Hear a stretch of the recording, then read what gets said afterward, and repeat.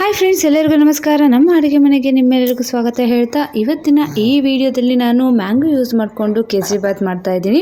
ಇದು ಒಂದು ರೀತಿ ಶೀರಾ ಅಂತಲೂ ಕರೀತಾರೆ, ಹಲ್ವಾ ಅಂತಲೂ ಕರೀತಾರೆ. ಇದಕ್ಕೆ ನಾನಿಲ್ಲಿ ಒಂದು ಮ್ಯಾಂಗೋ ತೊಗೊಂಡಿದ್ದೀನಿ. ಇದು ಯಾವ ಮ್ಯಾಂಗೋ ಅನ್ನೋದು ನನಗೆ ಐಡಿಯಾ ಇಲ್ಲ. ನಿಮ್ಗೇನಾದರೂ ಗೊತ್ತಿದ್ರೆ ಪ್ಲೀಸ್ ಕಮೆಂಟ್ಸ್ ಮೂಲಕ ತಿಳಿಸಿ. ಮೊದಲಿಗೆ ನಾನಿಲ್ಲಿ ಮ್ಯಾಂಗೋನ ಕಟ್ ಮಾಡಿಕೊಂಡು ಮಿಕ್ಸಿಗೆ ಹಾಕ್ಕೊಳ್ಬೇಕಾಗುತ್ತೆ. ನಾನಿಲ್ಲಿ ಮ್ಯಾಂಗೋ ತೊಗೊಂಡಿರೋದು ತುಂಬಾ ಸ್ವೀಟ್ ಆಗಿತ್ತು. ನೀವು ಕೂಡ ಸ್ವೀಟ್ ಇರೋ ಮ್ಯಾಂಗೋನ ತೊಗೊಂಡು ಈ ರೀತಿ ಒಮ್ಮೆ ಟ್ರೈ ಮಾಡಿ ನೋಡಿ. ಕೇಸರಿಬಾತ್ ತುಂಬ ಚೆನ್ನಾಗಿ ಬರುತ್ತೆ.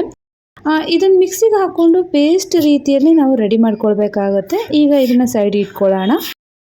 ಈಗ ಒಂದು ಬಾಣಲಿಗೆ ನಾನಿಲ್ಲಿ 3ರಿಂದ 4 ಟೇಬಲ್ ಸ್ಪೂನಷ್ಟು ತುಪ್ಪ ಹಾಕ್ಕೊಂಡು ರವೆನ ಹುರ್ಕೊಳ್ತಾ ಇದ್ದೀನಿ. ರವೆ ಇಲ್ಲಿ ನಾನಿಲ್ಲಿ ಅರ್ಧ ಕಪ್ನಷ್ಟು ತೊಗೊಂಡಿದ್ದೆ. ರವೆ ಕೆಂಬಣ್ಣ ಬರೋವರೆಗೂ ಹುರ್ಕೊಂಡು ನಾನಿಲ್ಲಿ 1 ಕಪ್ನಷ್ಟು ಹಾಲು ಹಾಕ್ಕೊಳ್ತಾ ಇದ್ದೀನಿ. ನಾನಿಲ್ಲಿ ಅರ್ಧ ಕಪ್ನಷ್ಟು ರವೆ ತೊಗೊಂಡಿದ್ದೆ, ಅದಕ್ಕೆ ನಾನು 1 ಕಪ್ನಷ್ಟು ಹಾಲು ಹಾಕ್ಕೊಳ್ತಾ ಇದ್ದೀನಿ. ಇದನ್ನು ಒಂದು 5 ನಿಮಿಷ ಪ್ಲೇಟ್ ಮುಚ್ಚಿ ಬೇಯೋದಕ್ಕೆ ಬಿಟ್ಬಿಡೋಣ. ಬೆಂದಾದ್ಮೇಲೆ ರವೆ ಈ ರೀತಿ ರೆಡಿ ಆಗಿರುತ್ತೆ. ಇದಕ್ಕೆ ನಾನಿಲ್ಲಿ 1 ಕಪ್ನಷ್ಟು ಸಕ್ಕರೆನ ಹಾಕ್ಕೊಳ್ತಾ ಇದ್ದೀನಿ. ನಿಮಗೆ ಸಕ್ಕರೆ ಕಡಿಮೆ ಬೇಕು ಅಂದರೆ ಕಡಿಮೆ ಯೂಸ್ ಮಾಡ್ಬೋದು. ಸಕ್ಕರೆ ಎಲ್ಲ ಚೆನ್ನಾಗಿ ಕರಗಬೇಕು, ಅಲ್ಲಿವರೆಗೂ ನಾವು ಸಣ್ಣ ಹುರಿಯಲ್ಲಿ ಬೇಯಿಸ್ಕೊಳ್ಬೇಕಾಗುತ್ತೆ.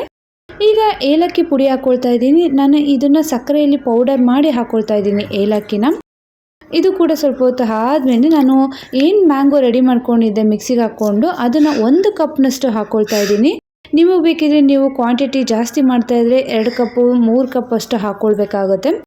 ನಾನು ಇಲ್ಲಿ ಇಬ್ಬರಿಗೆ ಮಾಡ್ತಿರೋದ್ರಿಂದ ನಾನು 1 ಕಪ್ನಷ್ಟು ತೊಗೊಂಡಿದ್ದೀನಿ. ಈಗ ನಾನಿಲ್ಲಿ ಗೋಡಂಬಿ, ಬಾದಾಮಿ ಮತ್ತು ಒಣ ದ್ರಾಕ್ಷಿನ ತುಪ್ಪದಲ್ಲಿ ಹುರಿದಿಟ್ಕೊಂಡಿದ್ದೆ, ಅದನ್ನು ಹಾಕ್ಕೊಳ್ತಾ ಇದ್ದೀನಿ. ಸೊ ನೋಡಿದ್ರನ್ನ ಇಷ್ಟೇ ಫ್ರೆಂಡ್ಸ್, ಇವತ್ತಿನ ಈ ವಿಡಿಯೋದಲ್ಲಿ ಮ್ಯಾಂಗೋ ಯೂಸ್ ಮಾಡಿಕೊಂಡು ಸಮ್ಮರ್ ಸ್ಪೆಷಲ್ ಮ್ಯಾಂಗೋ ಹಲ್ವಾ ಹೇಗೆ ಮಾಡೋದು ಅಂತ ನೋಡಿದ್ರಲ್ಲ.